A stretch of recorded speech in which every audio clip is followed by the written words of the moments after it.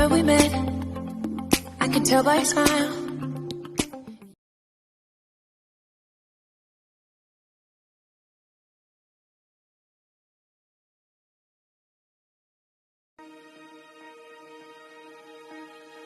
Alright, so I'm starting this video by asking you a question. How much money do you consider a lot of money? And how much money would you consider a good start for you in life? Like exactly how much money is, and I want you to drop that amount in the comments. So now that you've done that, I want to ask you another question. Would all of this money fix all of the problems in your life and bring you happiness? Would this money make you a better person and make you feel more at ease in life? So I think you can guess what this video is about. Money. So I'm asking this question. Can money bring happiness to us in life? Will money solve all of our problems and get us set on a track to success and happiness and freedom? In this video, I'll be explaining to you why money cannot bring us happiness, fulfillment, and love in our life. But before I can explain to you why money cannot bring us happiness, I'd first have to explain to you what is money. So money is just a tool designed to use to control the barter system. And in this age with all our technological advances, money is just a digit that you will see on most monitors or screens. And it can be gone in a blink of an eye, or it can just appear out of nowhere. To be plain, money can only be used in one way: to purchase goods or services. So now that we understand what is money, let's get into the points why money cannot bring you happiness. My first point will be, money was only made to be spent. So there are many theories why money was created, because in truth and in fact, money has a lot of functions. Money was made as a medium of exchange to facilitate a measure of value. Money also brings diverse societies through the exchange of gifts and financial exchanges. And money also separates through a social hierarchy to who has more money and earn more money has higher power and greater significance in society.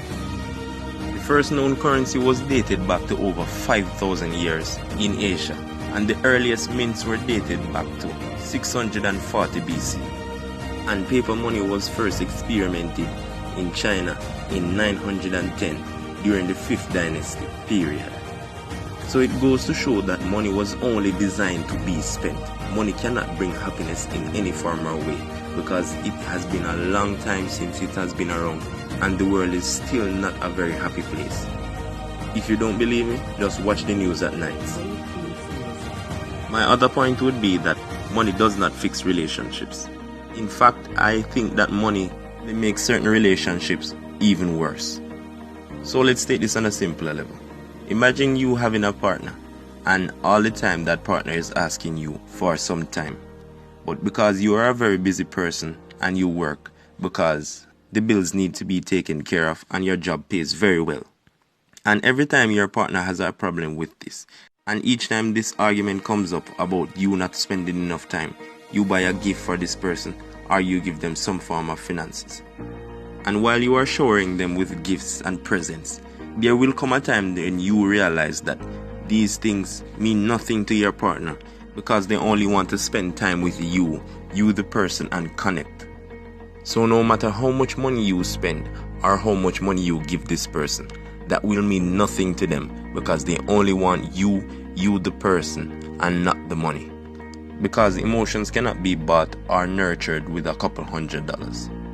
So my advice would be to connect with these persons that you love. Tap into your emotions and connect with these persons that you love and care for, and nurture this relationship that you all have, because money will never fix these problems. Another point would be that money is the root of all evil. I know a lot of persons only hear this in movies or in songs, but you'd have to admit that there's some truth towards this. If you take a look into the world and realize the things that are happening and why they happen, it is only because of one reason, and that one reason is money. Money is the main source of war. And while persons don't war for money within itself, they war for power, which comes from countries who have a lot of money.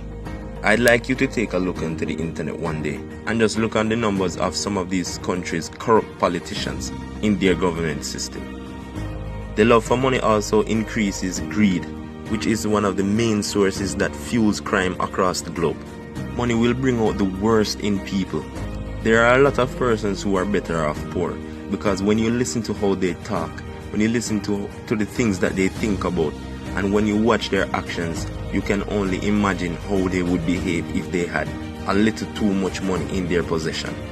This is what brings about ego and selfishness. So there's no doubt that money is the root of all evil. In the wrong hands, that is. Another point is, money will never be enough. So earlier in the video I asked you, what amount of money would give you a great start in life? What amount of money do you consider enough? I'm sure some of you are thinking in the millions. But if you are thinking in the millions, that would obviously mean that you would want a millionaire lifestyle, right? So a millionaire lifestyle would take a millionaire expense. And a millionaire expense would take millions to maintain that $1 million lifestyle. So I know you're thinking about the fast cars, the cruises, the money, the girls, the lavish lifestyle, bathing in champagne, and all of those things. But how much would it actually cost you yearly to live this lifestyle? And what would it take for you to maintain this lifestyle? The reason why most of us will only dream about this type of money is because we don't have the ability to create this type of lifestyle. If we could create this, we would understand completely how money works and how finances work. Thus, we'll never create in us an image of a dream in which we can live a millionaire lifestyle. So I think you must be getting the point by now.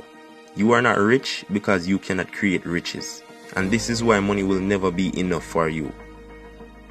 Another point is that money doesn't mix well with friends and family members. How many times have you heard that he doesn't remember where he comes from, she doesn't remember where she comes from, she is ungrateful, he is ungrateful, I used to do this for them, they moved on and forgot about us. These comments are coming from persons who are living an average life and reflecting these comments towards somebody who already created value or is successful and have enough money. And in all cases, these comments are coming from family members and friends of the person. The reason for this is persons will always expect something from you as long as you have it. As long as you have created some form of wealth for yourself, persons will always remember the things that they have done for you and not the things that you have done for them, and expect to get handouts, to borrow money, or for you to create that same form of wealth for them. Family members and friends will always want to borrow money from you if you have it. And the worst part about this is because they will never, almost never want to pay you back and owe you, with no regards to how you came by this money and how you came by your wealth. And this is why family and friends should never mix with money. Another point is, money doesn't give you peace of mind. How many persons you've heard out there with net worths in the millions and sometimes in the billions, but yet still they are the persons who are going to the psychiatric ward, they are the persons overdosing, and they are the persons who are killing themselves. It's sad to say this, but money comes with a lot of responsibility and a lot of downfalls. And if you don't know yourself before going into wealth, these things can happen to you just the same, because these are the things that brings out the evil around you. Persons are constantly watching you. Persons are constantly asking you for things. You always have to be looking over your shoulder. You will always hear about people's problems. It would seem like you have no one around you in most cases. No one to give you a helping hand emotionally, and no one to give you a listening ear. These are the things that riches come with. These are the things that will box you into a corner and let you feel cut off from the world. So my advice is, before you seriously consider riches, try your best to find yourself. And my last point is, money will never, ever give you the ability to buy love. No matter the amount of money you have in the world, persons will not appreciate you, the person, but will always appreciate the things that you can do for them and the things that you have. Persons will always take advantage of the things that you have around you, the lifestyles that you are living, the company that you keep, the image that you give off, but will never come to you and ask you genuinely, "Are you okay? Have you eaten since morning?" Or even, "How is your day going?" Let's think about it this way. When you walk in society, do you always see the person with the normal car, the Honda, the Toyota, or do you see someone with a Mercedes or a BMW? These are the things that will stick out like a sore thumb and call in the wrong type of attention and allowing persons to get into your space and try to use you. People like gold diggers, fake friends, and overall users.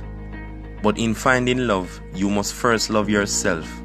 And then when you love yourself, someone will actually love you for who you really are. So in conclusion, I hope that all of this information was helpful to you and will give you some form of guidance throughout your life. Nothing is wrong with being rich, but just be careful and prepare yourself for the things that riches come with. And as usual, thanks for watching. This was Concept of the Mind. And if you have a topic that you would like me to review, just leave it in the comments and I'll get around to it as soon as possible.